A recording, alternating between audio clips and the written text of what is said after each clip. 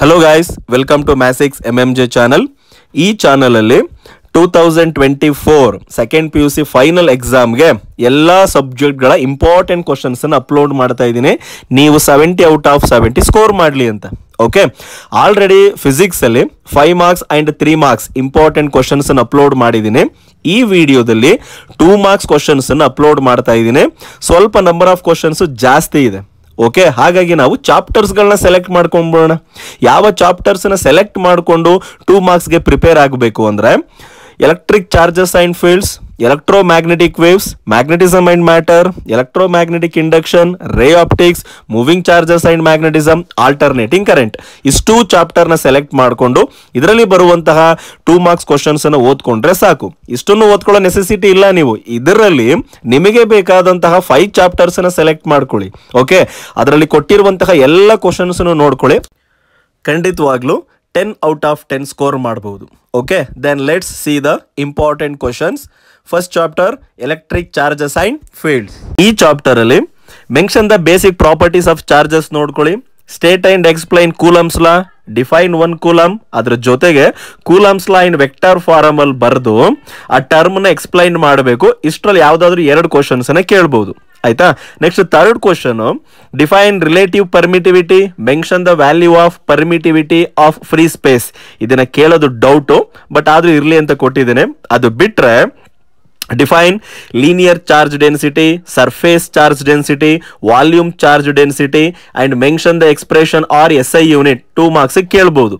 Okay, next define electric dipole moment, mention its SI unit ಅಂತನಾದ್ರೂ ಕೇಳ್ಬಹುದು, ಅಥವಾ mention the formula ಅಂತ ಬೇಕಾದ್ರೂ ಕೇಳ್ಬಹುದು.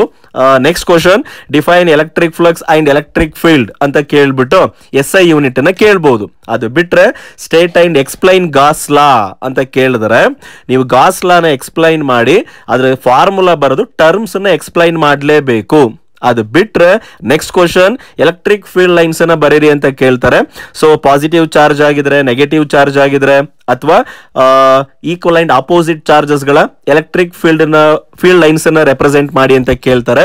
ಅದು ಬಿಟ್ರೆ ಸ್ವಲ್ಪ ಥಿಂಕಿಂಗ್ ಅಲ್ಲಿ ಕೇಳ್ತೀನಿ ಅಂದ್ರೆ A glass rod rubbed with silk cloth. So ಒಂದು ಗ್ಲಾಸ್ ರಾಡ್ ನ ಸಿಲ್ಕ್ ಕ್ಲಾತ್ ಜೊತೆ ರಬ್ ಮಾಡಿದಾಗ ಆ 2 ಬಾಡಿಗಳು ಯಾವ ಚಾರ್ಜ್ ನ ಅಕ್ವೈರ್ ಮಾಡ್ಕೊಳ್ಳುತ್ತೆ ಅಂತ ಬೇಕಾದ್ರೂ ಕೇಳಬಹುದು. ಅದು ಬಿಟ್ರೆ ಗೋಲ್ಡ್ ಲೀಫ್ ಎಲೆಕ್ಟ್ರೋಸ್ಕೋಪ್ ಡಯಾಗ್ರಾಮ್ ಇದೆಯಲ್ಲ, ಆ ಡಯಾಗ್ರಾಮ್ ಬೇಕಾದ್ರೂ ಕೇಳಬಹುದು. ಯಾವುದೇ ಕಾರಣಕ್ಕೂ ಇಷ್ಟು ಕ್ವಶನ್ಸ್ ಅನ್ನ ಮಿಸ್ ಮಾಡ್ಕೋಬೇಡಿ. Okay, then let us go to the next chapter. ಯಾವುದು ಅಂದ್ರೆ ಎಲೆಕ್ಟ್ರೋಮ್ಯಾಗ್ನೆಟಿಕ್ ವೇವ್. ಈಸಿಯೆಸ್ಟ್ ಚಾಪ್ಟರ್, ಆರಾಮ್ಸೆ ಓದ್ಬೋದು ನೀವು. ಯಾವುದೇ ಕಾರಣಕ್ಕೂ ಈ ಚಾಪ್ಟರ್ ನ ಮಾತ್ರ ಬಿಡಬೇಡಿ. ಓಕೆ, ಈ ಚಾಪ್ಟರ್ ಅಲ್ಲಿ ಯಾವ ಕ್ವಶನ್ಸ್ ಅನ್ನ ಕೇಳಬಹುದು ಅಂದ್ರೆ what is displacement current, write the formula.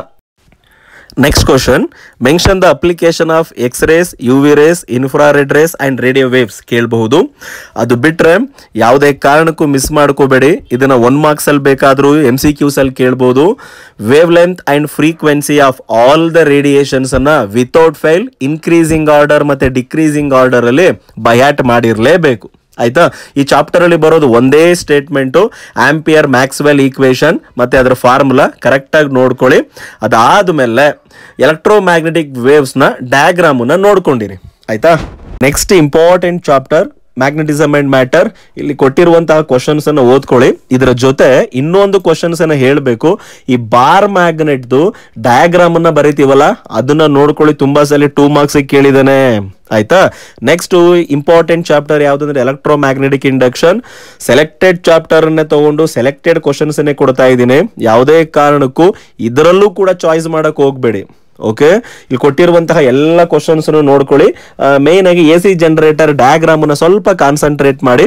ಆಯ್ತಾ? ಫಾರ್ಮುಲಾಸ್ ಮತ್ತೆ SI ಯೂನಿಟ್ಗಳನ್ನ ಸ್ವಲ್ಪ ಕಾನ್ಸಂಟ್ರೇಟ್ ಮಾಡಿ. ನೆಕ್ಸ್ಟ್ ಚಾಪ್ಟರ್ ರೇ ಆಪ್ಟಿಕ್ಸ್. ಇಲ್ಲಿ ಕೊಟ್ಟಿರುವಂತಹ ಎಲ್ಲ ಕ್ವಶನ್ಸ್ ನೋಡ್ಕೋಬೇಕು.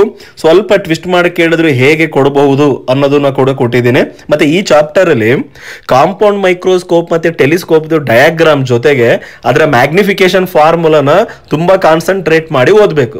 ಆಯ್ತಾ? Next chapter moving charges and magnetism. ಇದರಲ್ಲೂ ಕೂಡ 2 ಮಾರ್ಕ್ಸ್ ಕ್ವಶನ್ ಒಂದು ಪಕ್ಕ ಬಂದೇ ಬರುತ್ತೆ. ಇಲ್ಲಿ ಕೊಟ್ಟಿರುವಂತಹ ಕ್ವಶನ್ಸ್ ಅನ್ನೇ ನೋಡ್ಕೊಳ್ಳಿ, ಅದರಲ್ಲೇ ಬರುತ್ತೆ. ಈಸಿಯಾಗಿ ನೀವು ಆನ್ಸರ್ ಅನ್ನ ಮಾಡಬಹುದು. And last chapter alternating current. ಇದರಲ್ಲಿ ಕೊಟ್ಟಿರುವಂತಹ ಕ್ವಶನ್ಸನ್ನೇ ನೋಡ್ಕೊಳ್ಳಿ. ಇದೆಲ್ಲವನ್ನು ಓದಬೇಕು ಅನ್ನೋದಿಲ್ಲ. ಈಗ ಅಪ್ಲೋಡ್ ಮಾಡಿರುವಂತಹ 7 ಚಾಪ್ಟರ್ಸಲ್ಲಿ ನೀವು 5 ಚಾಪ್ಟರ್ಸನ್ನು ಸೆಲೆಕ್ಟ್ ಮಾಡ್ಕೊಳ್ಳಿ.